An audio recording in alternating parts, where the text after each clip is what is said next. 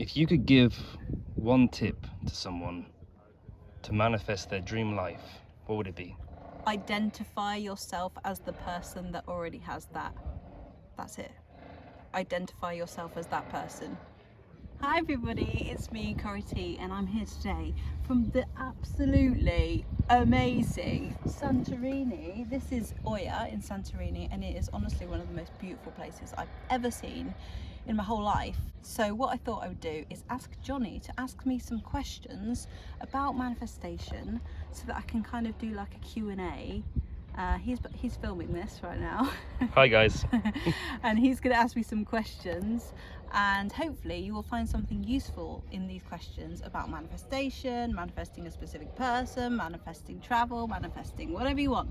So yeah, off we go.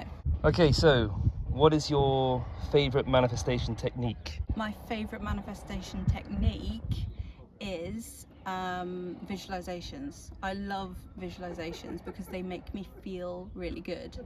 So visualizations of things that I want to happen, things that I want to hear someone say, you know, that's my favorite technique, as in a thing that you can, you know, do with your mind. That's my favorite thing, I think. Visualizing what I want and just really enjoying that experience. Okay, number 2. If you go back and talk to yourself when you were on your own, before we were together, what would you say? If I could go back in time and talk to myself when I was on my own without you, I would say, do not worry about anything. It's done. It's just done. And I would say, you have to believe it. You actually have to believe it, because this is the truth. It's done and there's nothing for you to worry about. And I would say, get on with your life. Enjoy every moment, because everything's going to be okay. What's the most important thing you have learned about manifesting a relationship?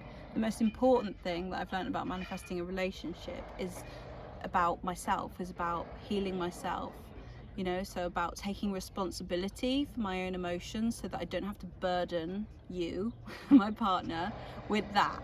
That's my most important thing, is taking responsibility for my emotions and working on myself so that I can show up in the relationship as the most fulfilled, loving, happy, self-loving version of me, so that I can be loving towards my partner.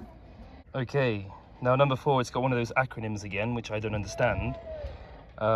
It's, what is SC and why is it important? And also, first, what is SC? What does that stand for?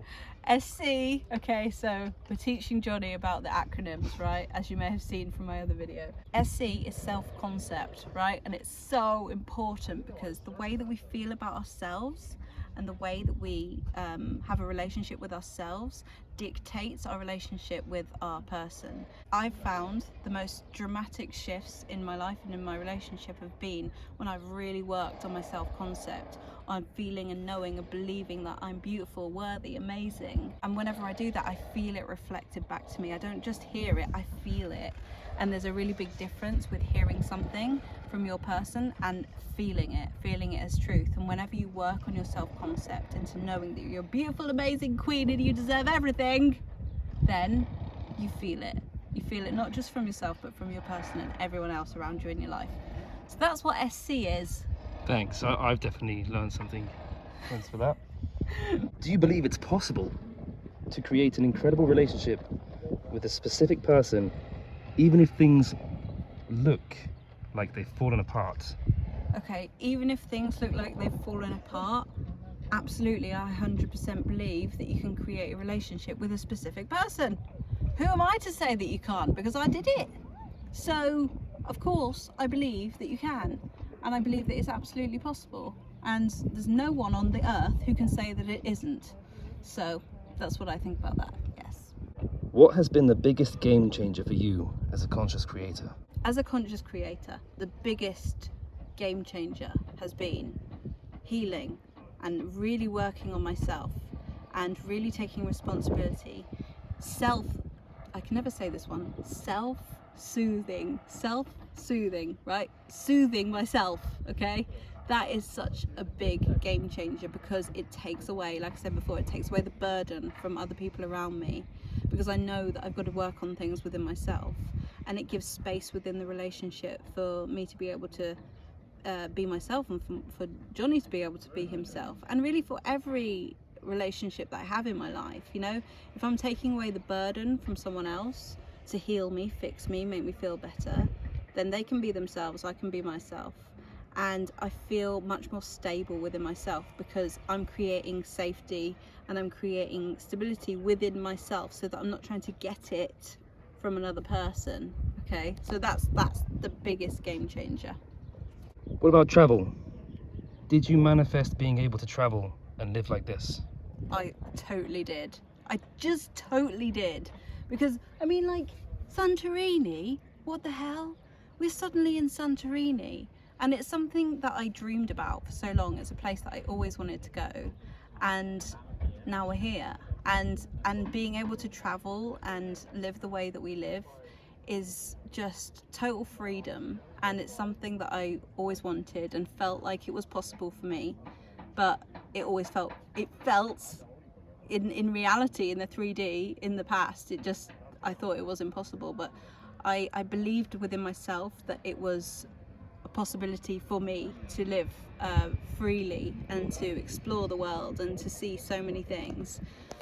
And I think, first of all, I had to manifest the confidence to be able to do that, and that took some time, and now this is the way we live, exploring the world. So I absolutely believe that creating a life of freedom and travel and exploration and adventure is completely possible, and it completely blows me away all the time.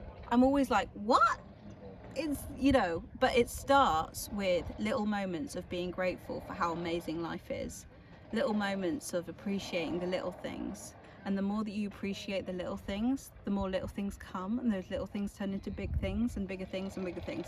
And so I really think that it starts with gratitude for exactly where you are now, and trusting that you can grow into the life that you want to have. What was life like before, and how did it change? Okay, my life before was, I mean, obviously me and Johnny haven't always been together, you know that. Before I was sort of perpetually single, really, having lots of sort of little relationships here and there.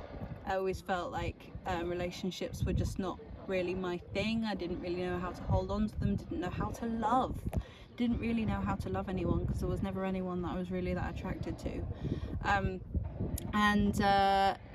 And before also, I was always working in jobs that I didn't like, always working in jobs for someone else, always felt like I was drained from doing that, dreaded going to work, never had enough money. All of those things were true, and I was the one in my family who had like the least money, and I was the one in my family who was maybe the one to worry about, because I was always kind of running out of money, I was always asking to borrow money. Oh my god, it was stressful. It was like really, really stressful. And you know, I grew up in a family where money was not something that came easily. I had a single mum, and we were always living in council houses, which, if you are familiar with the way the UK works, it's a government system that helps support people who can't afford their own accommodation. And money was like not something easy to get, and so I think I grew up with a mindset that it wasn't easy for me.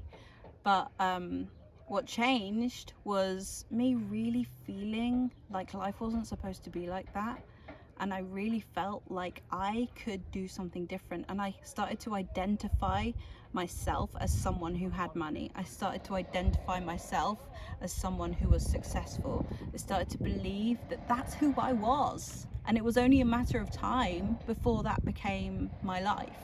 And yeah, it took time, because I think, you know, it definitely didn't happen like overnight for me, because there was a lot of time where I had to learn my own lessons, I had to go through a few different experiences, had loads of jobs, which all, by the way, were necessary to help me discover more of what I wanted, which was to talk to people, to sing, to help people. You know, that's always what I've wanted to do. So you know, I did a lot of jobs which were not wasted, because they helped me to figure out what I wanted and what I didn't want. And there was a lot of what I didn't want, But in doing that, I managed to get to where I wanted to be, which is this amazing, beautiful, crazy adventure of a whirlwind of romance and brilliance. Oh my god, that was a lot of words. The human aspect of that is that I'm a human. I allow myself to feel the bad things, feel the anxiety, because I do feel anxiety, but you know, I'm handling it better than I used to, and there's a lot more freedom within my life because I've created something myself rather than relying on something or someone else. Okay, one last question. If you could give one tip to someone to manifest their dream life, what would it be? Identify yourself as the person that already has that. That's it. Identify yourself as that person. Say, that's me. I'm the person who has the freedom. I'm the person who has the relationship that I want. I'm the person who has the money. That's who I am. That is just who I am. And feel into that and believe that and just trust that it's only a matter of time. It's just done. It's done. It's done. That's it.